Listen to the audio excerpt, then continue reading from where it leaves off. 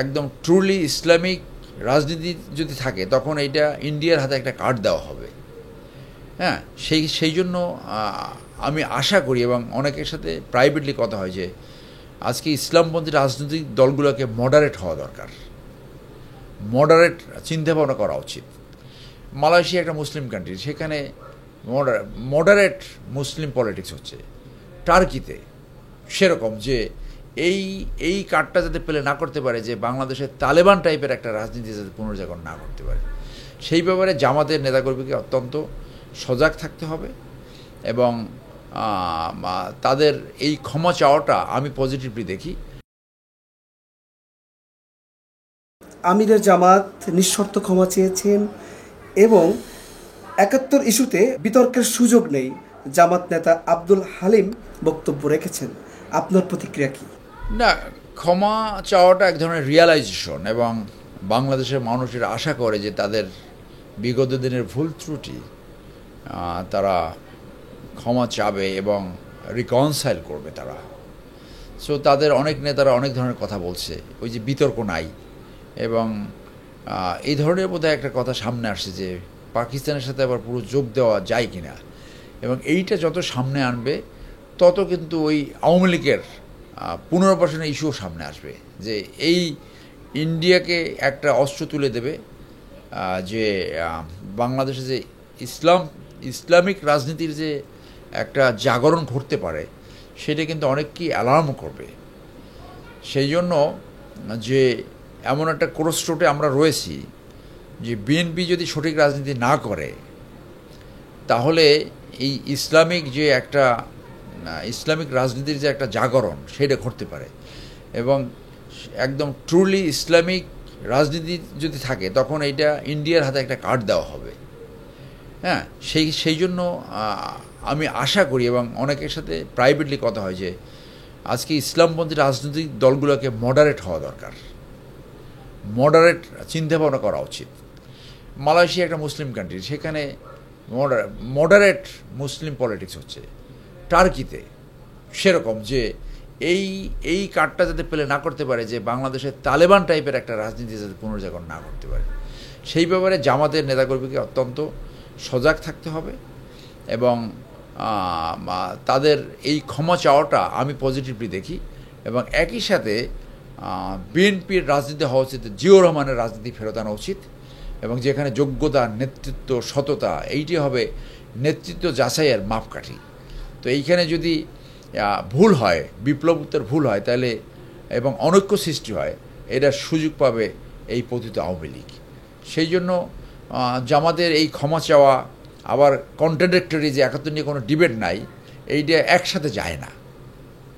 আপনার ওটা বলতে হবে যে জামাতের সেই সময় একটা রাজনৈতিক ভুল ছিল, রাজনৈতিক ভুল হতেই পারে, এইটা স্বীকার করাটাই হলো তাদের পলিসি, ওইটা এবং তারা বলতে পারে যে ঠিক আছে যারা যুদ্ধ অপরাধী করেছে তাদের তো বিচার হয়েছে, সেই দাবি তারা করতে পারে।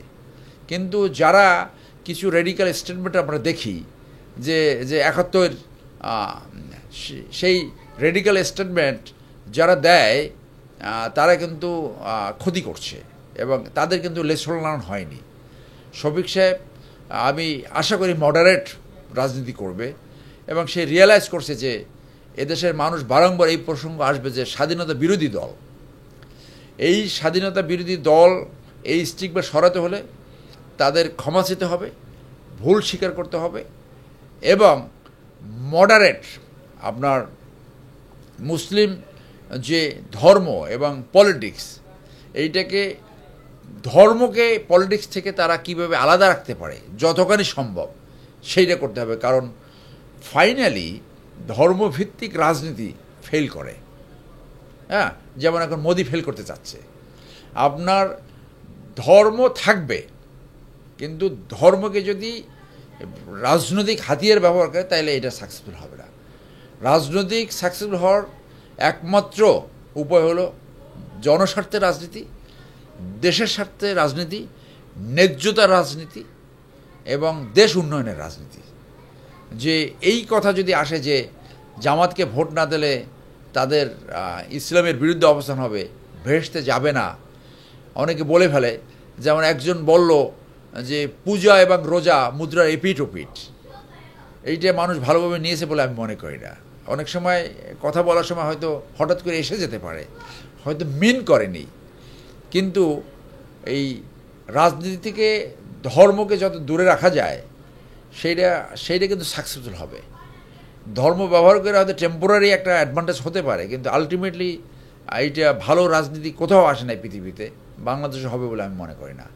বাংলাদেশের মানুষ কিন্তু ধর্ম চর্চা করে, কিন্তু পূজা পার্বণে যায়, সব অনুষ্ঠানে যায়, মডারেট এখন পর্যন্ত বাংলাদেশে। এবং বাংলাদেশের যে কালচার, রাজনীতির মাধ্যমে, ইসলাম ভিত্তিক রাজনীতির মাধ্যমে সেইখানে আঘাত করা যাবে না।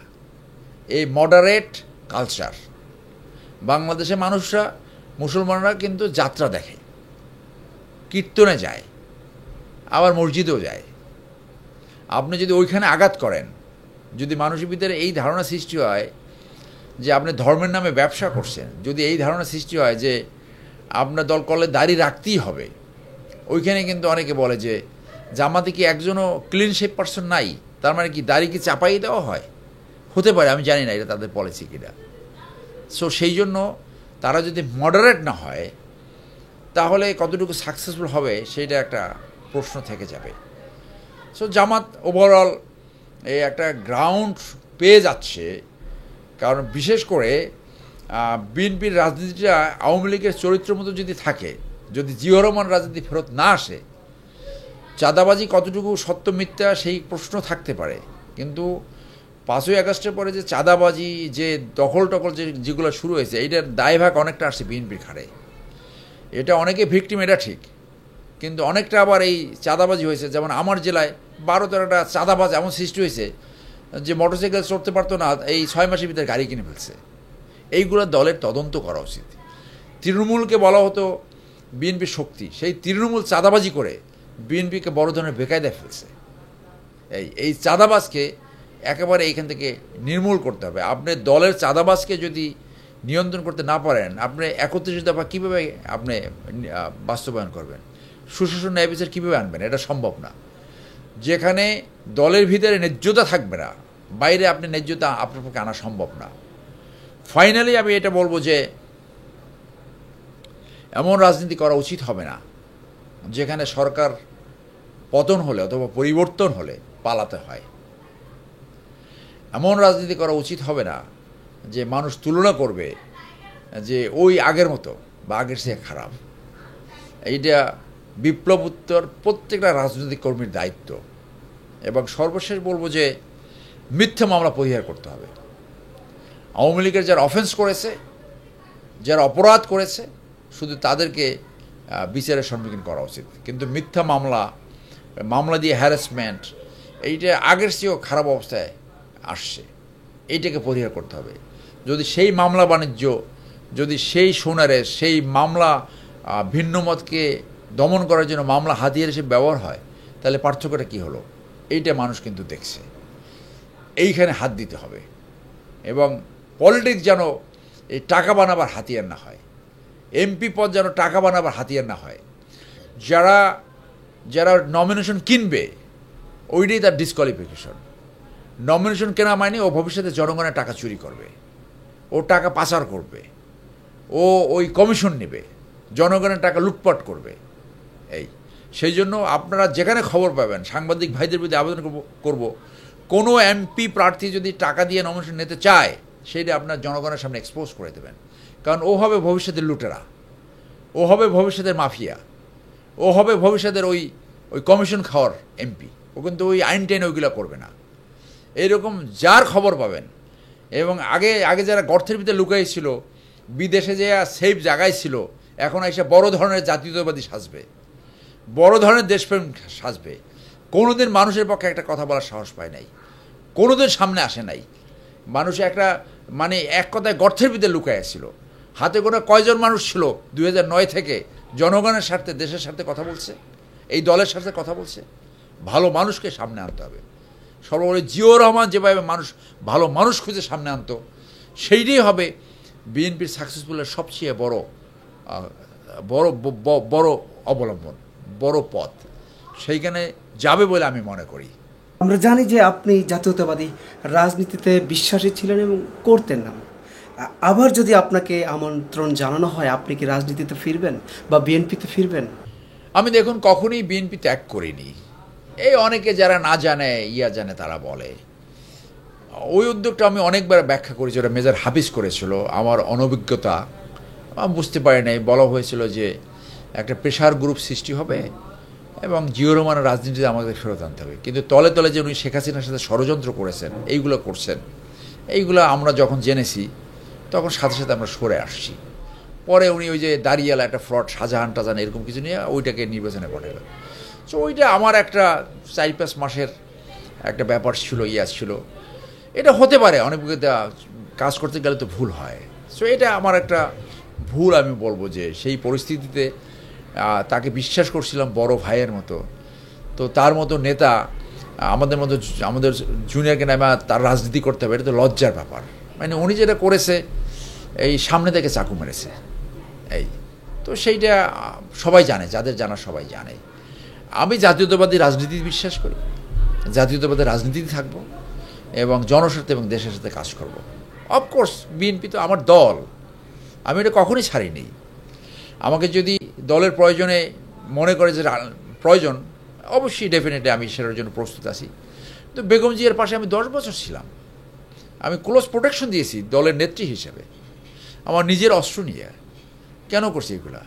আপনি জেল খেটেছি, আমি 10টা মামলা ফেস করেছি, আমার সেনাবাহিনী অর্জিত সমস্ত বেনিফিট উইথহোল্ড করে রাখছে।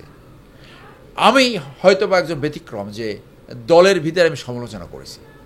আমি চাই সমালোচনা প্রয়োজন, সমালোচনা ব্যতীত কখনো ভুল ত্রুটি সামনে আসে না, এবং ভুল ত্রুটি যদি সামনে না আসে তাহলে সেটা সংশোধনের কোনো সুযোগ থাকে না। যেটা জিয়র রহমান করেছে, যে সমালোচনা অ্যাপ্রিসিয়েট করতে হবে। বরং আমি মনে করি জিয়র রহমানের মতো সমালোচনা করা একটা ককাজ করা দরকার, যে অন্তত যারা পরিস্থিতি অ্যাসেস করতে পারে, ভালো অ্যাসেসমেন্ট পাওয়ার আছে এবং দেশ বিদেশের সমস্ত খবর রাখে, মানুষের মাইন্ড রিড করতে পারে, সেই ধরনের লোক দিয়ে একটা, আপনি যদি সমালোচনার ককাজও না পড়েন, একটা ডিবেটিং ফোরাম করতে হবে।